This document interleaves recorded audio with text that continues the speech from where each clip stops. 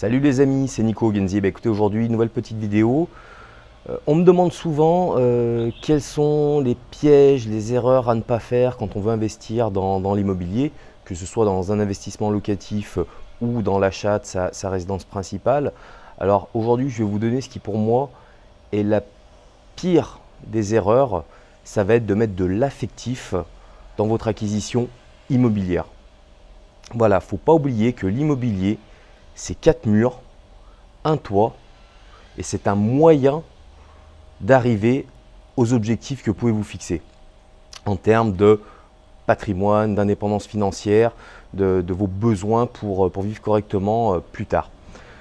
Donc, quand est-ce qu'on met de l'affectif? On va prendre l'exemple de l'investissement locatif. Combien de fois j'ai entendu autour de moi des investisseurs qui me disaient « Je suis allé visiter cet appartement, mais oulala, c'est pas beau, c'est pas joli, c'est mal fichu, moi je pourrais pas y habiter. » On s'en fiche, c'est pas toi qui vas habiter dedans, ce sont des locataires. Donc si tu es dans une zone où il y a une forte demande locative, parce que peut-être on loue des étudiants, il y a une fac qui est pas loin, donc autour il y a beaucoup de locations, ça se loue bien. Si le montant du loyer perçu amène une bonne rentabilité, qu'on est dans un quartier qui va se développer dans le futur, donc qui prendra de la valeur, achète. C'est pas grave que ça ne te plaise pas. C'est pas toi qui vas vivre dedans, tu es investisseur. Toi, ce que tu regardes, c'est la valorisation de ton patrimoine, la prise de valeur dans le temps et la rentabilité immédiate de l'argent que tu investis dedans. Donc celui de la banque, bien sûr, principalement. Donc voilà, ça c'est le premier exemple sur l'investisseur. Après, sur la résidence principale, même principe, combien de fois j'ai vu autour de moi des gens, premier achat, voilà, souvent le premier achat parce qu'on est en couple, on commence à avoir un premier enfant, un deuxième qui va arriver, on était en location, donc tout de suite on veut le bien idéal pour sa famille, donc souvent le petit pavillon avec un jardin, on va s'excentrer des centres-villes, et là on fait la pire erreur, l'achat coup de cœur. On visite, on voit l'endroit, c'est bien, c'est beau, nos enfants seront bien, et j'achète. Non, même principe.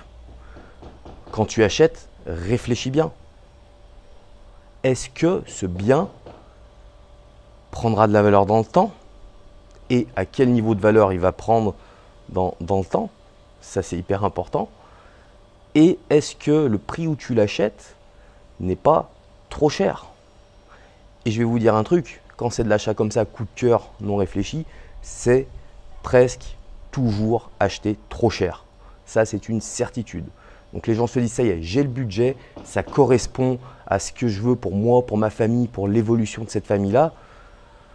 Même principe, on s'en fiche parce que la réalité d'aujourd'hui fait qu'il y a de très grandes chances que vous ne passerez pas toute votre vie dans cette maison ou dans cet appartement, peu importe. J'ai pris l'exemple du petit pavillon, mais ça peut être un appartement en centre-ville.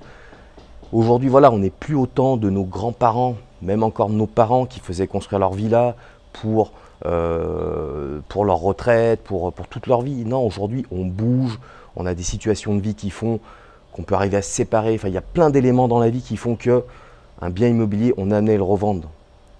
Voilà, le dernier exemple, même principe, où j'ai vu, moi j'ai grandi en zone rurale, plutôt à la campagne, et combien de personnes j'ai vu investir énormément d'argent sur des prestations de folie, mettre des jacuzzis, des spas, des choses comme ça dans des villas sympas, des très belles rénovations, des trucs super.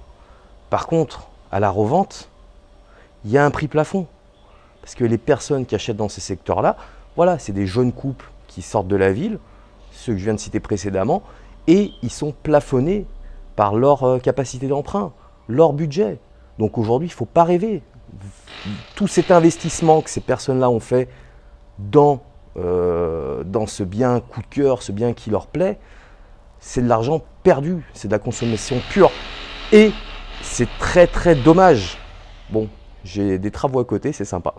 Non, voilà, je vais terminer cette vidéo vraiment là-dessus en vous disant, gardez en tête que l'immobilier, c'est 4 murs à un toit et c'est un moyen et qu'il faut toujours réfléchir au niveau des chiffres. Donc la valeur du bien, est-ce vraiment la bonne valeur? Est-ce que j'achète pas trop cher ce bien-là? Posez-vous, regardez bien ce qui se fait autour. Est-ce que c'est rentable? Et si c'est rentable, c'est pas grave si ça ne vous plaît pas. On s'en fiche, c'est pas vous qui vivez dedans. Donc voilà, la pire erreur du jour, c'est vraiment de mettre de l'affectif dans l'immobilier. L'immobilier, c'est 4 murs à un toit. Il n'y a pas d'affectif à avoir, c'est juste une question de chiffre, de rentabilité et de plus-value dans le temps. Allez les amis, je vous souhaite un bon week-end. Je vous dis à bientôt. Salut, salut!